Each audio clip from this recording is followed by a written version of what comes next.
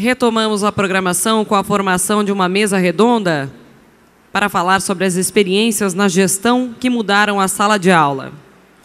Para conduzir esse debate, convidamos a jornalista Mira Grassano. Mira é professora, jornalista e mestre em Sociologia. Atuou como âncora da Rede Paranaense de Comunicação durante 16 anos. Atualmente é coordenadora de projetos especiais da TV Educativa E-Paraná. Por favor, vamos receber Mira Grassano.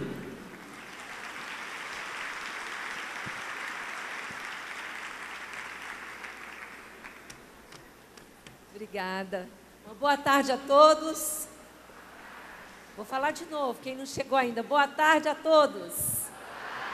Bacana, pessoal. Eu adoro estar no meio de professores, educadores. Ela disse que eu também sou professora.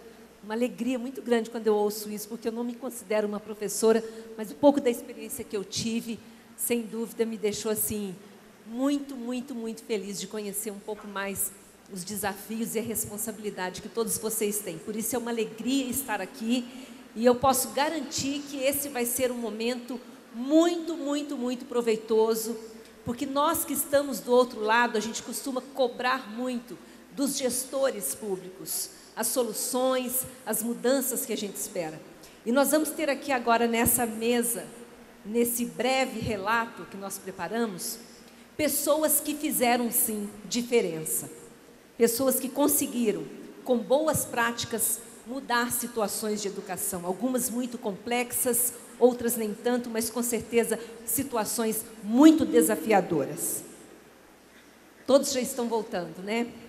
Bom, para formar essa mesa, só um minutinho, para que esse momento seja muito bacana. Vou colocar esse material aqui. Nós convidamos, então, educadores, gestores que fizeram a diferença nos municípios e estados nos quais atuaram. Então, para iniciar a formação dessa mesa, nós convidamos agora para subir ao palco e compartilhar as suas experiências a senhora Cláudia Costin.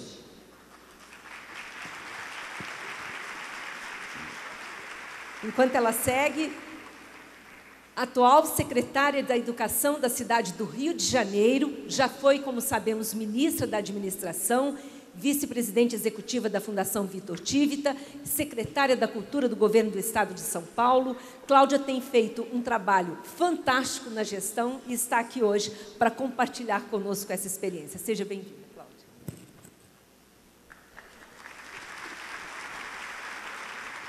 E agora, para compor a mesa, vou ser bem breve aqui para a gente não perder tempo, porque o nosso tempo está limitado hoje.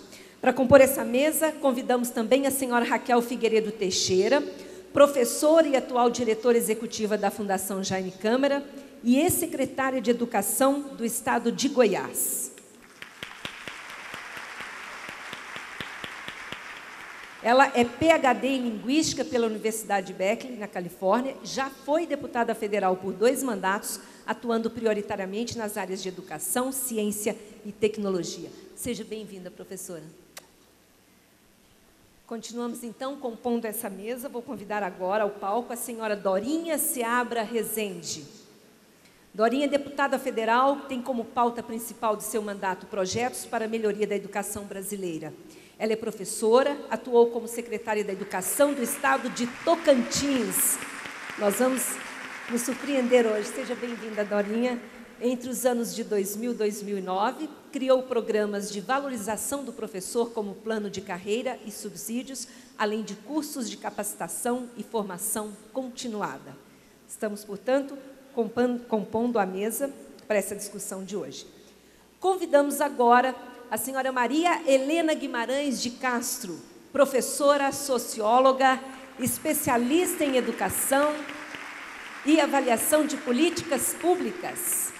Já ocupou diversas posições de direção em órgãos públicos educacionais, como o Ministério da Educação, Secretaria de Educação do Estado de São Paulo, além da Secretaria de Estado de Ciência, Tecnologia e Desenvolvimento e a Secretaria Estadual de Desenvolvimento Social de São Paulo. Seja muito bem-vinda. Bom, e para terminar a composição da mesa. Para finalizar essa composição, convido agora para que suba ao palco o senhor Paulo MacDonald, ex-prefeito de Foz do Iguaçu. Com um projeto inovador para a rede municipal de ensino, a cidade de Foz do Iguaçu já conseguiu alcançar a meta proposta pelo MEC para o ano de 2022. Uma das escolas municipais da cidade obteve o IDEB de 2011 mais alto do Brasil, conquistando a nota 8,6 na avaliação. E para compartilhar conosco essa experiência, está aqui o senhor Paulo MacDonald. Seja bem-vindo. Deu para perceber que esse será um momento muito, muito rico, né?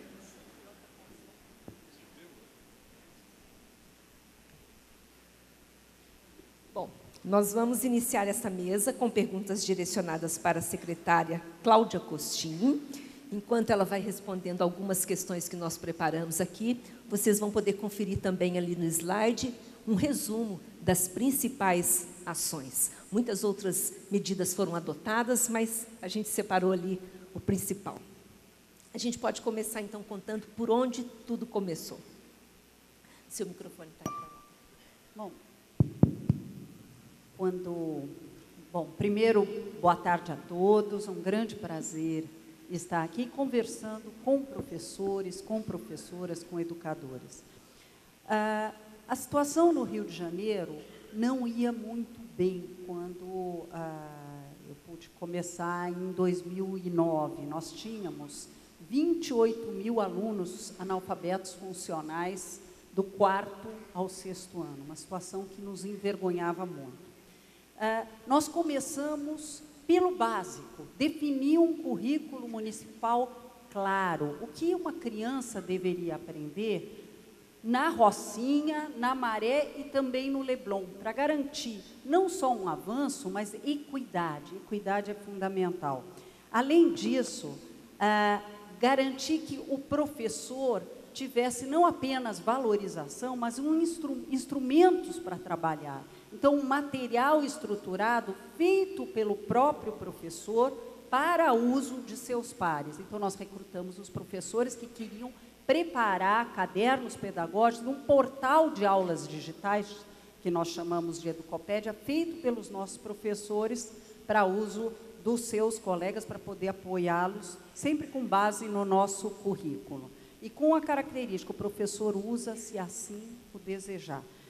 E o que é mais importante é garantir que as escolas tenham boas condições de funcionamento. O professor não é psicólogo, não é porteiro, não é inspetor de alunos, é garantir uma infraestrutura de apoio para o bom funcionamento das escolas, avaliações sistemáticas que acompanham esse processo. Já que a senhora citou, então, a avaliação, vamos deixar claro qual é o papel da avaliação. Olha, eu acho que fala-se muito de avaliação, mas a avaliação, ela na dose certa, ajuda muito, desde que se use para retroalimentar o processo de ensino. Então, nós estabelecemos na nossa rede provas bimestrais unificadas que ajudem as escolas a identificar quais são os alunos que precisam de reforço escolar. Eu preciso esclarecer, antes de avançar, que nós acabamos com a progressão continuada, nós não temos mais no Rio de Janeiro progressão continuada, mas nós não queríamos substituir aprovação automática por reprovação automática. Então, é importante que a criança passe para frente, mas passe para frente porque aprendeu, sem demagogias. E, para isso, é importante um sistema de reforço escolar forte. A prova bimestral ajuda o diretor a identificar que crianças precisam de reforço escolar. Ajuda também a cada diretor a identificar como agir melhor, se ela está avançando ou recuando frente à média da rede. Nós fazemos avaliação no primeiro ano, para saber se a criança saiu alfabetizada, avaliação externa no primeiro ano, nossa rede alfabetiza aos 6 anos, e fazemos também a nossa prova Rio, que é 3º, 4º, 7º e 8º anos. Com esses dados, nós definimos que escolas precisam de ajuda, essas escolas ganham escolas madrinhas que as apoiam, e planos de melhoria do ensino a partir disso.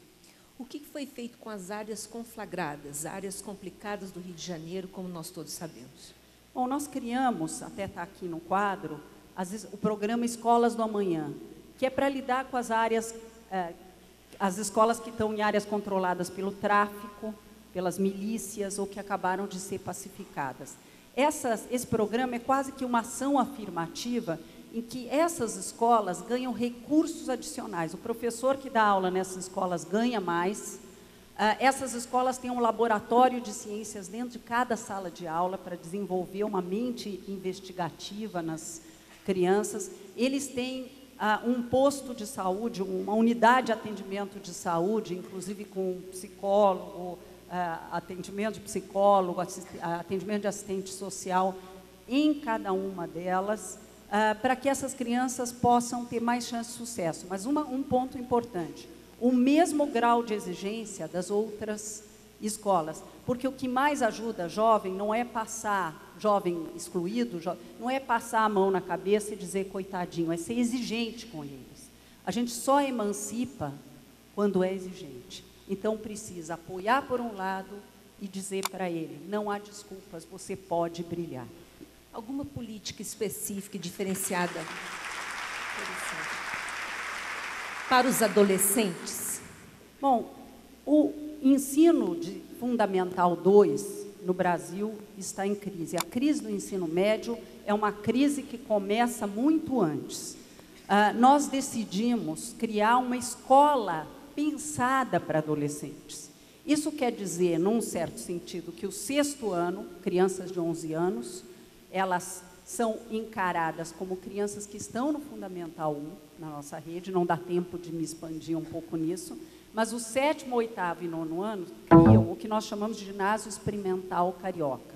Nessa escola, muito protagonismo juvenil, aulas 8 horas por dia, você tem grupo de teatro, clube de ciências, uma série de atividades em que as crianças, os adolescentes podem usar sua capacidade transformadora e muita exigência acadêmica, com um resultado fabuloso. Isso explica, em parte, os 22% de melhoria nos anos finais. E um ponto só a mais que eu queria dizer, nós criamos nessa escola o projeto de vida do aluno. O aluno começa colocando o seu sonho de futuro no papel, explicando para os seus professores, ele ganha um professor tutor que trabalha com ele o que ele sonha ser, para relacionar o que ele vai aprender na escola com seus sonhos de futuro.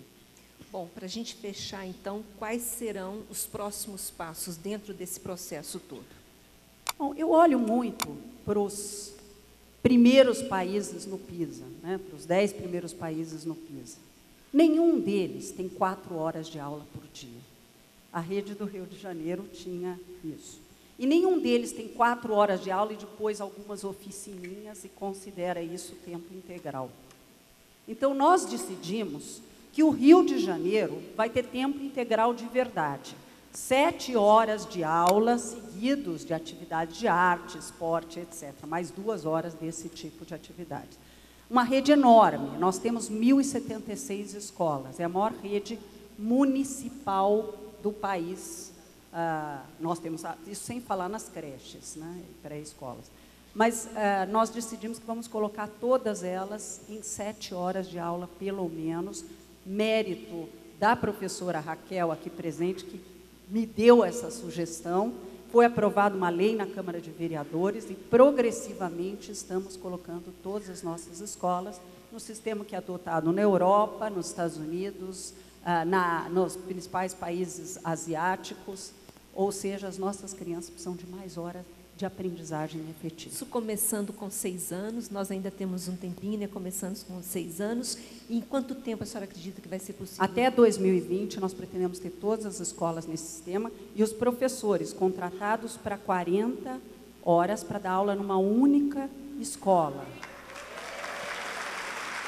Vou reforçar Desde essa 2011. pergunta. Eles recebem o suficiente para isso? Eles estão com um salário adequado para 40 horas. O professor deveria ganhar muito mais no Brasil.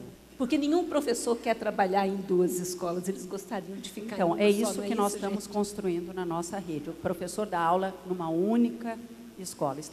Todos os concursos públicos desde 2011 são só para 40 horas e progressivamente estamos passando os atuais que desejam, porque nem todos desejam, para 40 horas. Muito obrigada, Cláudia.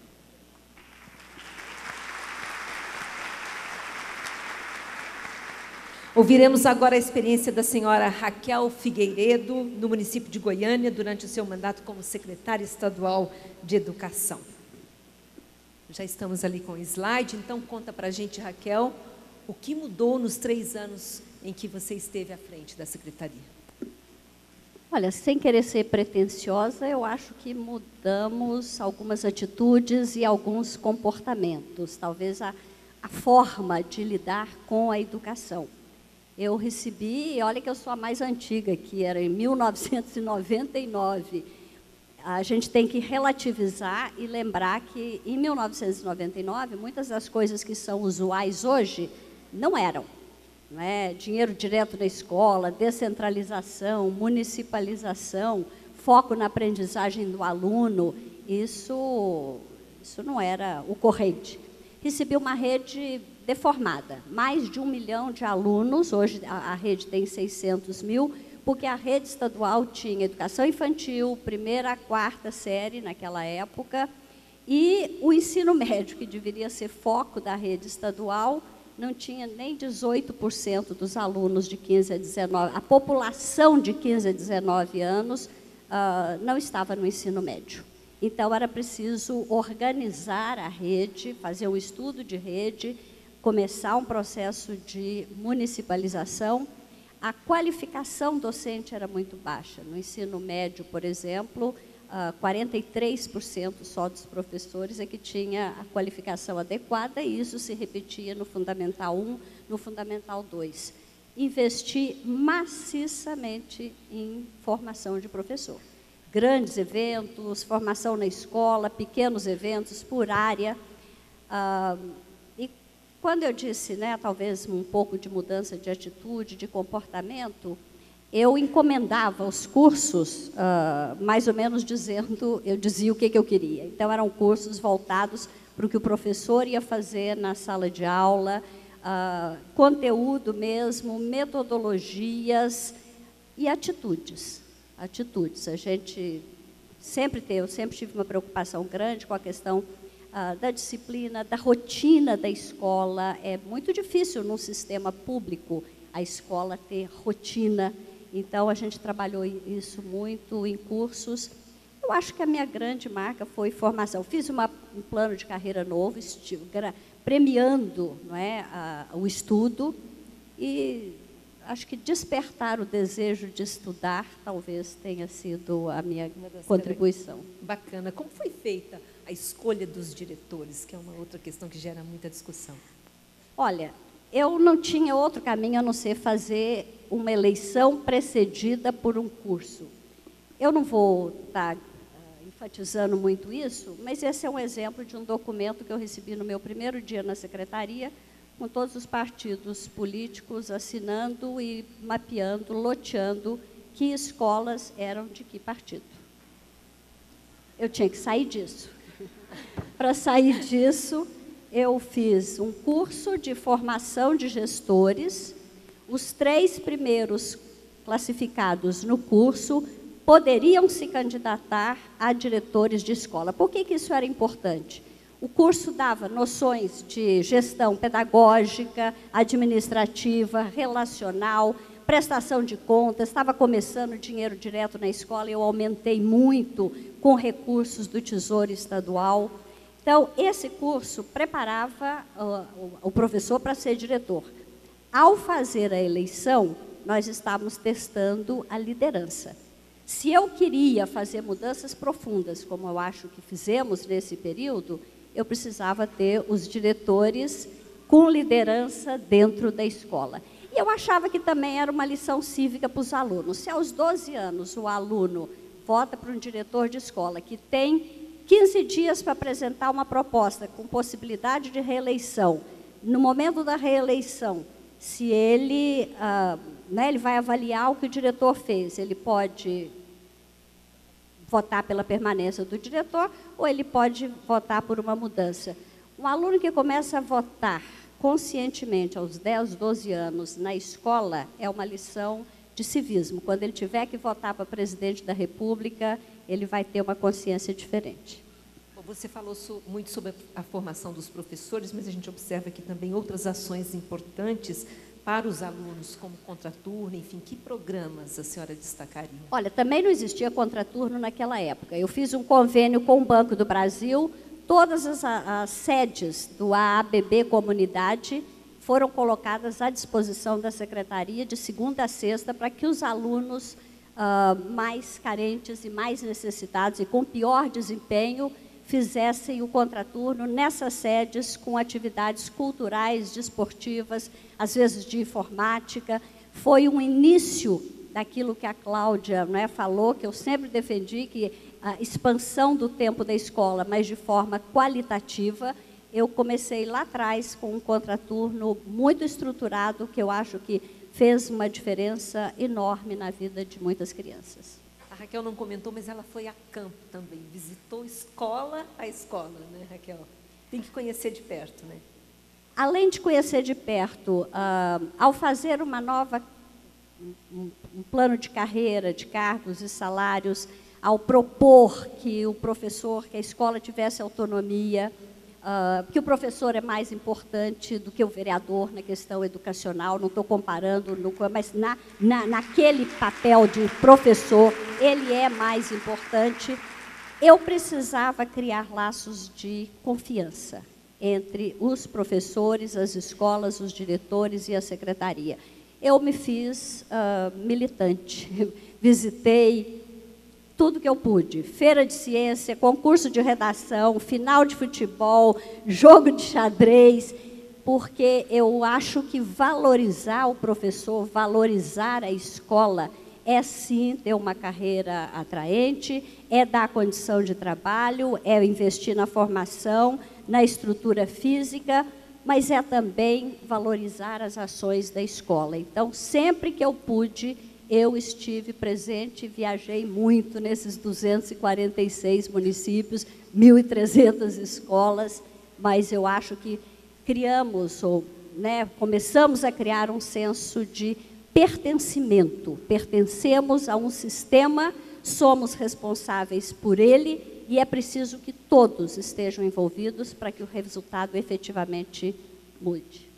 Bom, muito legal. Uma última questão, então, para a Raquel.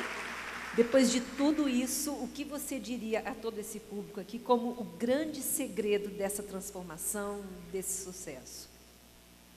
Olha, não sei se tem segredo. A gente tem que lembrar que cada sistema é um sistema, cada momento histórico é um momento histórico. Talvez parte do segredo seja você descobrir qual é o seu cenário. Eu fiz um planejamento estratégico bastante participativo, definimos princípios, além de programas, fizemos programas estruturantes, projetos e ações com os respectivos planos de implementação e acompanhamento e cobrança. Então, eu acho que é entender onde que a gente está e que caminho a gente vai seguir. Lá em Goiás, na cidade de Goiás, as pessoas mais velhas principalmente falam assim, eles comem as palavras, eles costumam dizer, oncotô, poncovô. Eu acho que no meu caso, se existiu algum segredo de sucesso, foi descobrir qual é o meu oncotô, poncovô e entrar com paixão nessa trajetória. Muito obrigada, parabéns pelo resultado. Bom, nós vamos ouvir agora, para falar um pouco mais sobre o avanço de Tocantins. Olha que curioso, vamos conhecer um pouco a realidade de Tocantins na área de educação pública. Dirigindo as perguntas agora, a senhora Dorinha Seabra Rezende. A gente pode começar contando, Dorinha, como você encontrou o Estado? Bom, boa tarde a todos. Se a professora Raquel contou essa realidade de Goiás, e Tocantins veio da divisão de Goiás, era a parte esquecida de Goiás, vocês imaginam um pouquinho o que eu encontrei no Tocantins. Eu fui secretária de Educação do Tocantins de 2000 até 2009, peguei 3 governos diferentes. E a realidade que eu encontrei, primeiro, uma rede que quase inexistente, e as escolas que existiam eram ruins, sem estrutura, professores sem qualificação, uma estrutura de professores, mais de 50% dos professores leigos. O Estado disputava com o Estado do Acre as piores posições nas avaliações nacionais. E o que era pior, ninguém conhecia as escolas. A divisão política, o leilão das escolas muito forte, a própria secretaria ainda se estruturando. Então, na verdade, um Estado em que tinha tudo por ser feito, para ser construído. E isso foi muito interessante, porque provocou a equipe a construir uma história diferente. Então, a gente começa com uma avaliação em todas as escolas, porque tinha o SAEB, mas a escola não se enxergava no SAEB. A amostra era muito pequena, então ela dizia, esse problema é daquela escola, não é comigo. Saiu o resultado da avaliação, ele ia para a gaveta, o Estado assumia a sua ruindade, entre aspas. Nós aplicamos uma avaliação em todas as escolas, para que cada escola soubesse o que ela tinha de desafio, quais eram os seus problemas, quais eram as suas oportunidades. Fizemos isso com os professores também, para saber que conhecimento o professor tinha e qual conhecimento eu tinha que trabalhar na formação continuada. As pessoas dizem que formação continuada não muda a realidade. Muda se eu fizer uma formação para suprir lacunas. Qualquer formação, para qualquer jeito, não muda mesmo. Então, nós fizemos isso e construímos um planejamento estratégico também a partir da escola.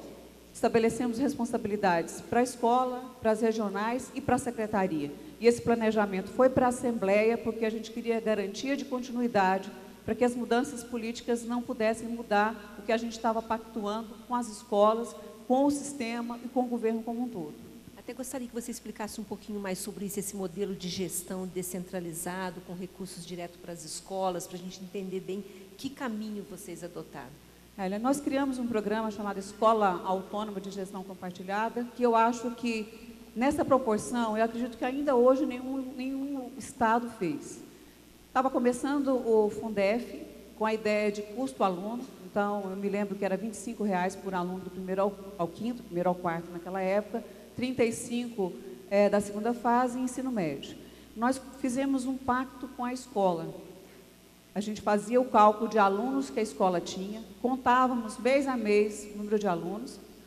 Esse recurso, esse bolo do recurso que a escola tinha direito por aluno, e isso influenciava porque a escola ia atrás do seu aluno, fazia diferença perder aluno porque perdia recurso, o dinheiro ia direto para a escola. A secretaria ficava com uma taxa em torno de 20% para manter a estrutura funcionando, e o dinheiro ia para a escola, e ela sabia mês a mês o quanto ela ia receber para pagar as suas despesas de água, luz, telefone. Isso influenciava no como ela ia gastar, para financiar projetos pedagógicos, e uma parte também de pessoal, porque eu acho que isso a parte nova, é o dinheiro de pessoal. A escola recebia, ela dizia, o mês de fevereiro eu quero tantos por cento em custeio, tantos por cento em pessoal e tanto em capital, porque a escola também podia comprar equipamentos, construir, até R$450 mil para pequenas obras, o dinheiro ia direto para a escola, porque a nossa rede era diferente. E como a escola tinha autonomia para receber esse dinheiro, ela podia dizer, olha, para a minha escola melhorar a qualidade, eu preciso ter um professor extra de redação, eu preciso ter mais professor de matemática, eu preciso melhorar o meu laboratório de ciências. Então, a escola recebia o recurso mensal e ela podia alterar, inclusive, esse planejamento. E mais do que isso, como ela recebia dinheiro de pessoal, as escolas, nós começamos a incentivar a premiação do trabalho do professor. O professor que desenvolvia bons projetos, que tinha bons resultados, podia, nesse dinheiro de pessoal, receber uma premiação, um vencimento extra, uma viagem pedagógica, um estudo. Mas o mais importante é que a escola se empoderou. Ao invés dela precisar ir atrás da secretaria para pedir o giz, para pedir o armário, para pedir uma obra, ela sabia que ela podia planejar, que o dinheiro chegava na mão dela. Se para a construção e a execução desse planejamento era feito no próprio espaço da escola. E como se controlava isso? Bom, a secretaria teve que mudar a lógica. A Secretaria de Educação, que antes licitava equipamentos, e às vezes tinha um almoxarifado, quando eu assumi, tinha giz, que acho que até hoje não acabou o giz daquela época. Porque a licitação acontecia para atender determinados interesses, a escola precisava de armário, não tinha armário, mas tinha mesa sobrando. Então, o que a secretaria fez? Nós tínhamos que fortalecer a escola. Era ela quem sabia o que ela precisava e de maneira mais rápida. Então, a secretaria mudou uma estrutura de acompanhamento. Nós criamos a figura do supervisor de qualidade. Em cada regional, ele tinha 3 escolas na sua responsabilidade. Ele era corresponsável pelo planejamento, pelo resultado daquela escola. Ele tinha que monitorar a aplicação daquele recurso. O dinheiro não ia para o diretor, o dinheiro ia para a associação. A associação tinha que fazer junto o planejamento, construir com a secretaria um pacto de gestão, em que ela assumia compromissos e resultados que ela tinha que apresentar, assim como nós também assumíamos compromisso com essa escola, de garantir o quadro. Era isso, infelizmente, acho que as minhas colegas secretárias sabem do que eu vou dizer. Tem aquele professor que não tem compromisso com ninguém, tem aquele professor que está doente para a escola pública, mas na escola privada ele está bom, né? Ele tem comportamento diferente. E o que nós fizemos foi, a escola podia dizer que tipo de quadro ela precisava, podia cobrar desempenho e resultado. E, lógico que em contrapartida, aquele jogo de faz de conta que tinha em cada escola, em que às vezes o diretor não cobrava muito porque eu não quero entrar no enfrentamento com o meu colega, ele passou a entender que o resultado da escola dele, era ele que era responsável junto com a sua equipe. Ele também construía um pacto e passou a ter uma lógica diferenciada entre secretaria, entre escola e entre a comunidade. Porque os pais também passaram porque tinham que se envolver na gestão da escola. Então, entendo que mudou a lógica, o diretor, essa mudança da escola provocou a criação de uma figura diferente, porque o diretor tinha que cuidar do pedagógico primeiro. E se ele ficasse só mexendo com a gestão do dinheiro, ele não ia ter tempo para isso. Então, nós criamos um coordenador financeiro, que era quem tinha que cuidar da burocracia, da aplicação do recurso, do dinheiro aplicado diretamente na escola, dos melhores resultados. E o diretor da escola tinha que cuidar do pedagógico, do resultado. Isso provocou mudança nos nossos resultados em pouco espaço de tempo. Legal, Dorinha. Agora, uma última questão. Você mesma afirmou que aconteceu um apoderamento da escola, do conjunto de professores, toda a comunidade percebendo isso. O que aconteceu com esses professores, quando a gente pensa, por exemplo, em formação? Um salto também, né? Na verdade, a gente teve vários eixos, né? O eixo do currículo, porque o Estado não tinha currículo, nós construímos do campo indígena e para médio fundamental, para o professor saber como ele tinha que trabalhar, o que ele tinha que trabalhar, quais eram os conteúdos. Eu acho que é uma falácia dizer que não precisa ter clareza sim, porque o professor precisa saber o que ele vai trabalhar, porque eu também vou cobrar e o sistema de avaliação cobra. Então, nós começamos a fazer formação com as universidades. Nós queríamos formar professores, mas não qualquer formação. A gente dizia o que queria no perfil da licenciatura. Nós queríamos dizer também as parcerias para formação. Escolhemos, primeiro, português e matemática, enfrentamos a rede e dissemos, olha, os professores de português e matemática de todos os níveis precisam ter uma formação diferenciada. Lógico que depois nós fomos chegando em todas as outras modalidades, mas a formação foi diferenciada, uma carreira diferente. Ainda hoje o Tocantins paga o 2º melhor salário do país, porque eu não acredito em melhoria de educação sem responsabilizar o professor, mas também valorizá-lo. Muito obrigada pela participação, parabéns. Ouviremos agora, para compartilhar sua experiência na reforma educacional da Rede Estadual Paulista, eu dirijo as perguntas agora a Maria Helena Guimarães, que começa contando para a gente, então, como começou esse trabalho num estado gigantesco. Obrigada, Miriam. Eu também quero primeiro cumprimentar todos vocês, professores, professoras, e agradecer o convite para participar dessa mesa, que eu acho que é uma mesa interessante, porque troca experiências. Eu começo dizendo que, ao contrário das minhas companheiras de Secretaria de Educação, eu fiquei pouco tempo na Secretaria Estadual de São Paulo. Fiquei apenas 1 ano e 9 meses. E quando eu cheguei na Secretaria, eu me defrontei com um problema complicado, porque durante muitos anos o Estado de São Paulo fez a progressão continuada, que continua até agora. O problema de fluxo estava resolvido, entretanto, o problema de aprendizagem era bastante insuficiente e havia uma percepção, tanto dentro das escolas, entre os professores, os pais de alunos, como na própria sociedade, de modo geral, que os alunos não aprendiam. e que a causa disso era a progressão continuada. O que nós fizemos, então, primeiro foi a partir do diagnóstico e com base principalmente nos resultados tanto do SAEB e da Prova Brasil, que começou em 2005, como do próprio SARESP, que a rede estadual de São Paulo tinha um sistema de avaliação desde 96. As escolas estavam razoavelmente bem equipadas, problema de infraestrutura nas escolas não existia, em larga escala não existia, né? Nós não tínhamos problemas, por exemplo, com formação de professores sem nível superior, todos os professores da rede tinham nível superior completo, o investimento em formação continuada era alto, então tinha entendo que o compromisso que o prefeito assumiu acontecendo, mas o aprendizado era baixo, e para mim, sinceramente, a escola só é escola quando o aluno aprende. Uma escola onde o aluno não aprende é uma escola que não está funcionando, alguma coisa está errada, né? Então, o nosso ponto de partida foi organizar o currículo. Para isso, nós trabalhamos com um conjunto de especialistas e professores da rede, pusemos em poucos meses, em 4 meses, um currículo, uma proposta preliminar que foi comentada, discutida e aprimorada pelos profissionais das escolas, né?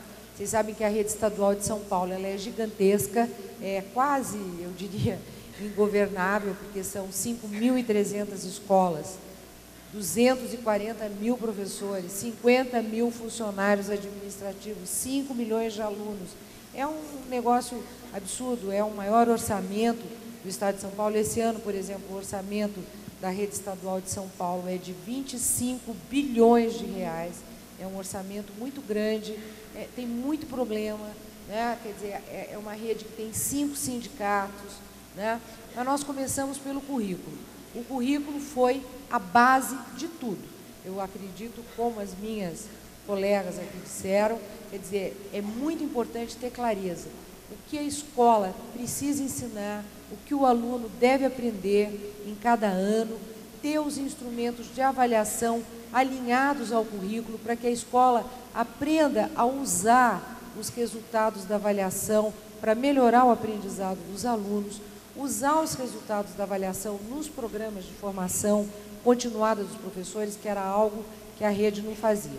Então, nós começamos por um currículo estruturado para todos os anos, para todas as disciplinas, materiais estruturados para alunos, professores, diretores de escola, coordenadores pedagógicos. Criamos o cargo de coordenador pedagógico imediatamente e 12 mil professores deixaram a sala de aula para se tornarem coordenadores pedagógicos.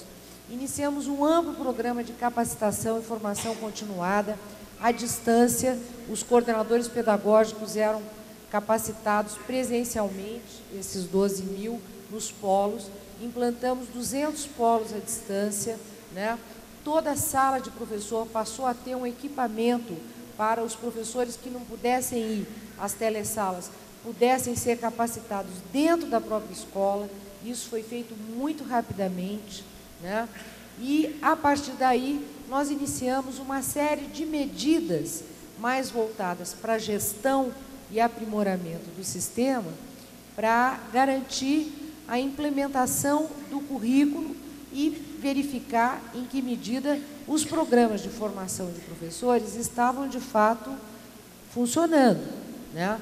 Então, primeira coisa, mudamos o sistema de avaliação estadual, implantamos um sistema alinhado à Prova Brasil e o SAEB, porque não faz sentido, para mim, que sou uma pessoa que sempre trabalhei na área de avaliação, um sistema de avaliação que não converse com a avaliação nacional. É muito importante para a escola não ficar confusa. Para os professores, então, eu considero uma agressão ter uma avaliação do Estado diferente da avaliação nacional, diferente da avaliação municipal. Quer dizer, cria uma confusão danada na cabeça das pessoas, tanto dos professores como dos próprios alunos. Então, nós alinhamos a avaliação do Estado à avaliação nacional, criamos um indicador de qualidade por escola para acompanhar a evolução de cada escola, mas sem comparar uma escola com a outra. E criamos um sistema de incentivo para a escola, para que a escola que mais se esforçasse para diminuir o número de alunos abaixo do nível básico, de aprendizado de acordo com a avaliação externa, que essa escola recebesse um prêmio para toda a equipe, diretor, professor, coordenadores, merendeira, porteiro, guarda da escola, secretário, o gerente administrativo da escola, todos recebiam 2,5 salários a mais no final do ano, desde que, mesmo que a escola fosse uma escola muito pobre e tivesse tido um desempenho muito abaixo da média da escola, o que estava sendo reconhecido pelo sistema de bonificação era o esforço da equipe da escola e não o trabalho individual de cada um. Era muito mais um projeto voltado para melhorar a equidade do sistema, porque o sistema era muito desigual. Professora, né? Oi. A senhora poderia comentar a questão do ensino médio, se houve alguma política específica para essa faixa que costuma ser problemática? Sim. Nós fizemos o currículo para tudo, desde o primeiro ano do ensino fundamental até o ensino médio. E para o ensino médio especificamente, que é uma coisa dificílima, como vocês sabem, quem está com a mão na massa sabe que é complicado o ensino médio brasileiro, nós introduzimos uma flexibilização de 20% a 25% do currículo, de tal maneira que a base curricular comum para todo o ensino médio tinha que ser cumprida no primeiro e no segundo ano do ensino médio, mas a partir do segundo semestre do ensino médio, a escola podia optar por 2 coisas, e os alunos também tinham a liberdade de optar, né? Ou pelo apoio à continuidade dos estudos, que era um preparatório para o vestibular, para o Enem, para o acesso ao ensino superior, ou então os alunos podiam optar por um curso profissionalizante, um curso técnico. Para isso, nós demos voucher para os alunos, nós passamos a comprar vagas, e vagas diferenciadas, quer dizer, nós compramos vagas em cursos profissionais, desde a Rede Paula Souza, que é uma rede estadual de São Paulo, Fundação Roberto Marinho, que implantou diversos cursos profissionais, Sistema S, compramos vaga em fundações municipais, de tal forma que, em 1 ano e meio, nós chegamos a ter quase 100.000 alunos de ensino médio fazendo cursos técnicos por meio desses vouchers. Isso foi muito bem sucedido. Hoje já temos 8.500 alunos em um só município formados. Isso é uma pesquisa que foi feita agora, por isso que eu sei esse número, né? O resto eu não sei, né? Que estão formados por cursos técnicos, que foram feitos com compra de vaga, e todos estão empregados nas indústrias da região, o que é uma maravilha, né? Sabendo qual é a necessidade que nós temos de motivar o jovem pela escola e pelo aprendizado. Tá certo. Então, muito obrigada pela participação, parabéns pelo resultado. Estamos ouvindo as práticas de estados bem diferenciados, de municípios, e também agora, para concluir essa riquíssima troca de experiências, nós vamos conversar com o ex-prefeito de Foz do Iguaçu, Paulo McDonald, que revela aqui para a gente o segredo da bem-sucedida experiência que resultou na conquista do primeiro lugar no IDEB de 2011, com uma das escolas deste município. Antes do ex-prefeito começar a falar, né, a gente vai reproduzir aqui rapidinho um diálogo curioso que ele teve com o ministro Haddad, só para vocês sentirem o que aconteceu. Eu entendo que o compromisso que o prefeito assumiu de melhorar os indicadores de qualidade do município é um compromisso extremamente ousado. Você subir de 4,8 para 6 a nota do município significa fazer de Foz do Iguaçu uma cidade europeia, do dia para a noite. E nós sabemos quantas décadas e séculos foram necessários para que a Europa atingisse o patamar de educação que atingiu. E aí, prefeito? Bom, aí eu tinha exposto ao ministro os investimentos que a gente estava fazendo em Foz do Iguaçu. Construção de escolas, e aparelhos de ar-condicionado em todas as salas. Eu comprei 530 aparelhos de ar-condicionado. Construção de escolas com piscina. Tem que entrar aí. 14. Essa conversa foi em 2008. E ele perguntou para mim, e qual é o IDEB? 4,8. Eu disse, tem alguma coisa errada, não confere. Esse investimento todo, o IDEB tão baixo.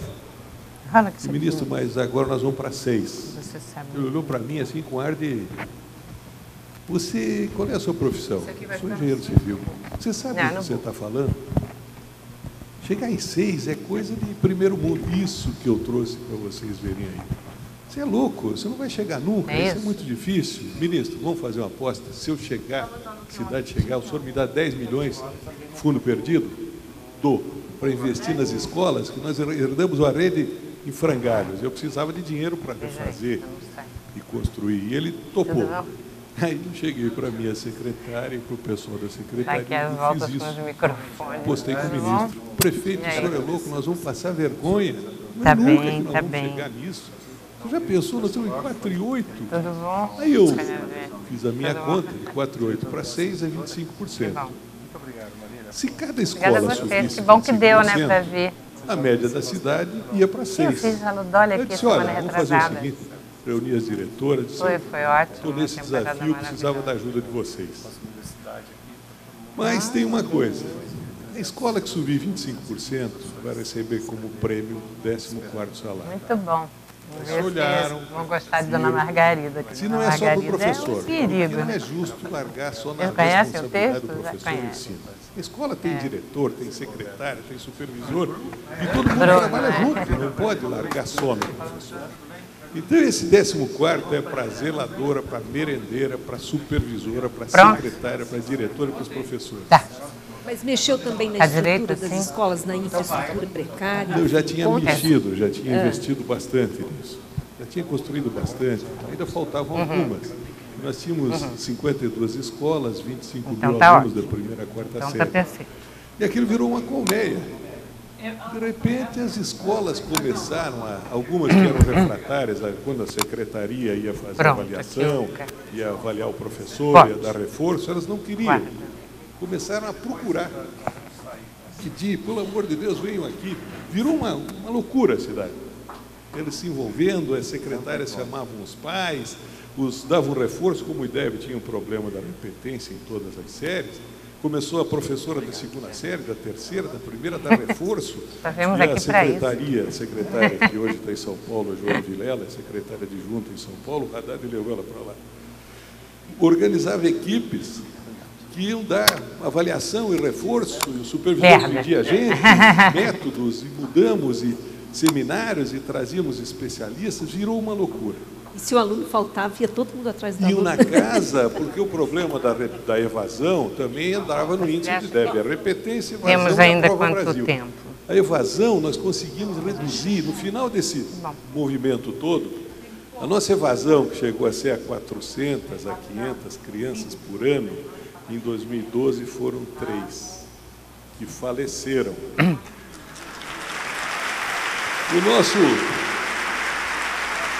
O nosso índice de repetência, que quando assumi era 15%, chegou a 2,2%. Incrível. O Bruno falou. E nós vimos, eu vi o professor Cláudio dizer, o Bernardo Toro, não é o aluno que não aprende. Eles não sabem nada que eles vão ouvir. E a hora que tinha um método, tinha uma procura, tinha uma meta, um objetivo, um prêmio, no fim, a coisa virou. No final das 10 melhores escolas da avaliação do IDEB do Brasil, 3 eram de Foz do Iguaçu. 1ª, 4ª e a 7ª. E das 5 melhores escolas do Paraná, as 5 foram de Foz do Iguaçu. E nós quebramos alguns mitos, assim, por exemplo, o nível socioeconômico, eu vejo muita gente dizer, influi na avaliação, no aprendizado. Mentira. Os alunos nossos de escola na beira de favela tiveram IDEB de 7,5, 7,4, 7 na beira da favela. Tinha nós vimos que quem ensinava mesmo era a escola, que é um conjunto, que não adianta largar de um lado só. E disseram, mas quanto você investiu em educação? Você gastou quanto? A pior exclusão que tem é a exclusão da água. Você vai numa novela, piscinas maravilhosas, você vê propaganda de hotel com piscina, você vê navio, piscina, e o pessoal do bairro que não aprende a nadar. Como é que faz? Existe exclusão pior que essa? A pessoa vê e não sabe. Eu construí 14 piscinas nas escolas, nos bairros, nas maiores, e as menores frequentavam ali. Prefeito, fala um pouquinho mais para a gente sobre o método, a gestão, o método de ensino que vocês adotaram, método, reforço para os alunos. O reforço era dado no fim de semana, era dado no sábado, os pais foram chamados para colaborar, e o método, nós adotamos o método fônico. Esse negócio do construtivismo para nós não deu certo. Nós fomos para o fônico, sílaba, beabá, bá, aquele negócio todo, e deu uma... Aí...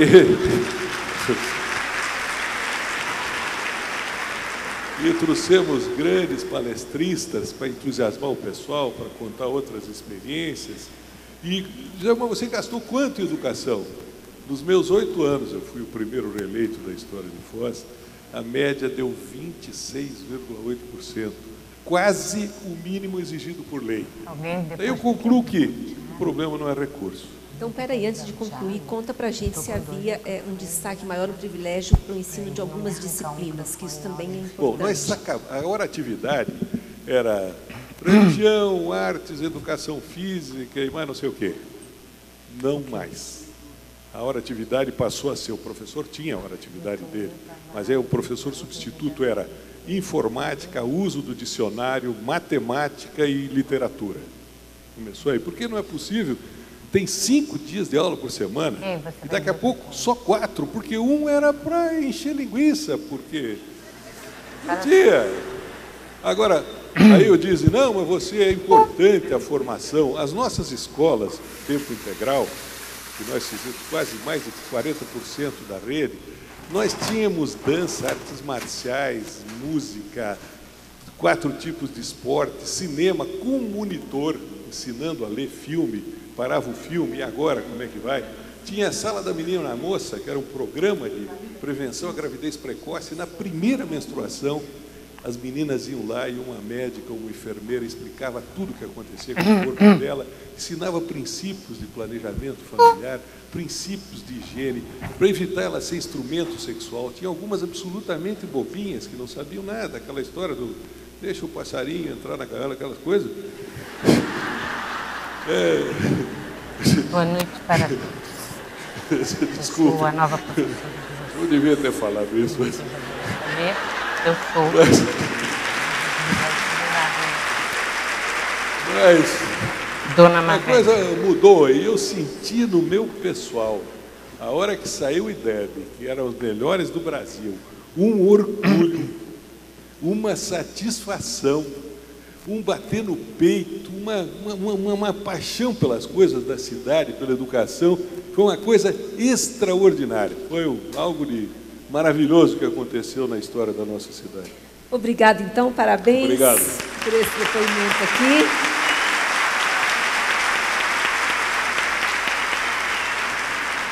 De tudo que ouvimos aqui, desses gestores experientes, com muitas práticas, são gestores de fato que fizeram diferença. Nós selecionamos aqui alguns denominadores comuns para que vocês possam depois imaginar, pensar sobre cada um deles, pontos que de fato fizeram diferença, que a gente poderia até chamar de uma certa receita para o sucesso. Que nós vamos colocar aí, olha, o planejamento, que foi um ponto comum, todos citaram, currículos claros e explícitos, indicando o que o aluno deve saber especificamente, capacitação de professores, ensinando conteúdos e ensinando, inclusive, a dar aula, isso também é importante. Uso da avaliação, também ouvimos aqui, de um modo geral. Autonomia das escolas foi outro ponto citado. Também melhores métodos para selecionar diretores, algumas mudanças importantes nesse sentido.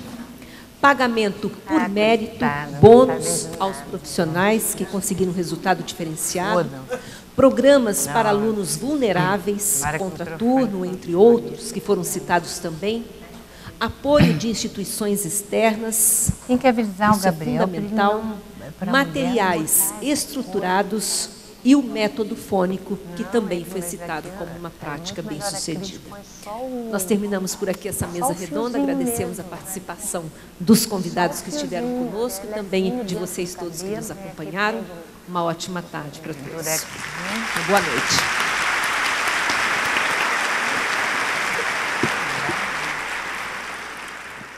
Agora já boa noite.